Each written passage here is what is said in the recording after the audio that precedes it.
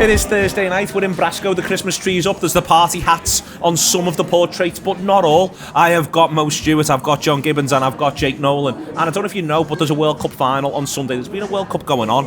I'm sorry to break it to you. And within that, there's always the idea of buying players based on the World Cup, John. And the one that appears to be in the Liverpool sphere is the Moroccan boring holding midfielder Amrabat, where there's lots and lots of noise around the idea that he could possibly join the Reds. Yeah, and maybe it's a little bit of a Liverpool need a midfielder, he needs a good one, maybe his agent's doing some work, maybe there was a bit of interest before and this has just ramped it up, I don't know, and there's a tantalising price tag of 30 million plus, maybe suspiciously cheap. Some would say. I don't want to buy anyone that means that we can't be continually linked to Sander Berg. Chris's lad, as ever. Yeah. No, I don't know. I was just thinking about, when you're looking for some new pans or something, you're like, well, they're too expensive, but they're too cheap. They must be shite. Do you know what I mean? I'm always all over that. You end up buying a mid-range one. It feels safe. I'm like, if he's that good, surely Fiorentina want a bit more money. But no, apparently it's just over £30 million, which is still sort of a fair. But I really like the look of him. I know there were dissenting voices around the table, but I really like the look of him. But I have got this nagging thing on. You've liked players after good World Cups before. I've been Phil Babbed. We've all been Phil Babbed too often. Once you've been Phil Babbed, Phil Babbed me once. Shame on you, Phil Babbed me twice. Shame on me. I don't want to be shamed, Neil. Not at Christmas. This is the World Cup conundrum. Yeah. I'm like, I'll be honest, I'm at the point I've been Phil Babbed on so many occasions and watched people be Phil Babbed on so many occasions that now if a player has a good World Cup that I've not heard of, I actively never want to buy him. Your instinct is the other way. My instinct is under no circumstances should anyone go near him, especially Liverpool. I mean, when you think about it, it's hard to remember the ones that have worked out spectacularly, isn't it? We always remember the shit ones. Yeah. And maybe that's just because the shit ones have happened to us more. But it's when you're in a World Cup, you do kind of get consumed by it. Everything is there's no other football happening normally. This time there has been a little bit, so maybe we're a little bit wiser to it. But I'm kind of on the fence, to be honest with you, because the worry you normally have about someone like him playing in a team like Morocco is that, well, yeah, he's looked great for Morocco, but Morocco don't play like Liverpool. But the role he has for Fiorentina is actually different to the role he has for Morocco, and he kind of does it okay.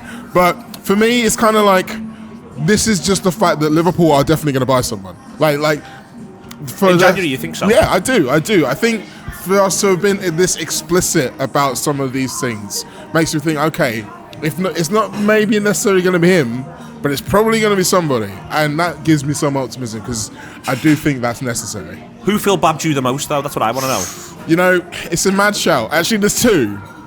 First one... They didn't have to play for Liverpool, I hasten to add. Oh, no, both mine did. Both mine did.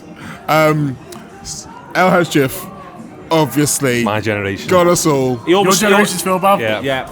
He almost took the Phil Babb mantle from Phil Babb. Yeah, exactly. Like, this is all very harsh, by the way. Phil Babb always seems like a nice fella. But go on.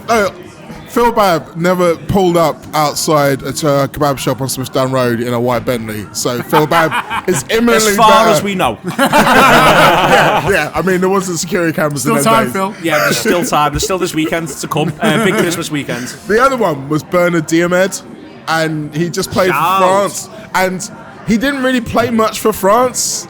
But you just were so swept up in that France World Cup. It's like anyone who touched that must surely be gold. And obviously, we'd already stolen Houllier from that system. It's like, oh, well, if he managed that, masterminded that, he must be onto something. Turns out, pretty much every Frenchman that Houllier picked was bobbins. That is very, very fair. He was spectacularly bad at buying French players, considering. No, we just stopped to think about it. The fact that and chose not to buy Anelka. Got all the one good one and went, not for me. I don't know if you thought about this. Who's your favourite Phil Babb? Is it Juve? That's my generation, Neil, to be honest with you. That Senegalese team is a little bit... Gibbons as well. Yeah, you know what I mean? But there is some sort of correlation. I like Big Sal. Yeah. Did you really? Wow. I think he's always just because he's big lad. Yeah, he's a big lad. And he made you a few quid. And he made me a few quid once when I was a student at Leeds away. Right, nice, okay. I really like the way he comes back for the Legend games. Exactly, that's what I feel like he gives a fuck. But there is some correlations between this Senegalese team and the Moroccan team. I don't think they went as far, but I think the feel good story of the World Cup, Andy, basically. So I think there is something. But yeah, I mean, it's racking my brains. There's not many, but I think Amrabat could be potentially. I'm kind of bought into this. You know, he could be Liverpool's best Moroccan export since Murray.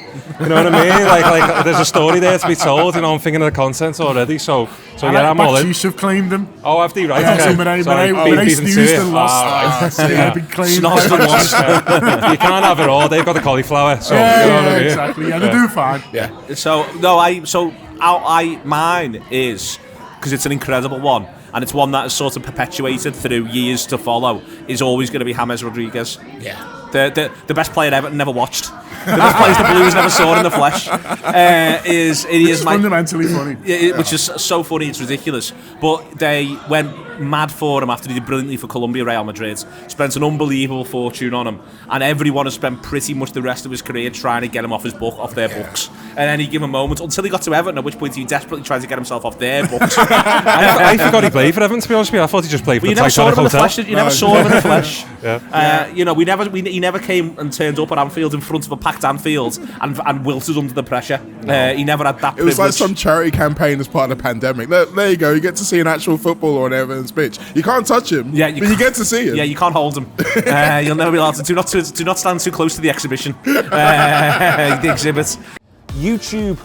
Press the button. Become a member of the Anfield Wrap from the heart of the city of Liverpool. The best way to enjoy all your Liverpool-based videos, everything you need, every single day. It is the Anfield Wrap.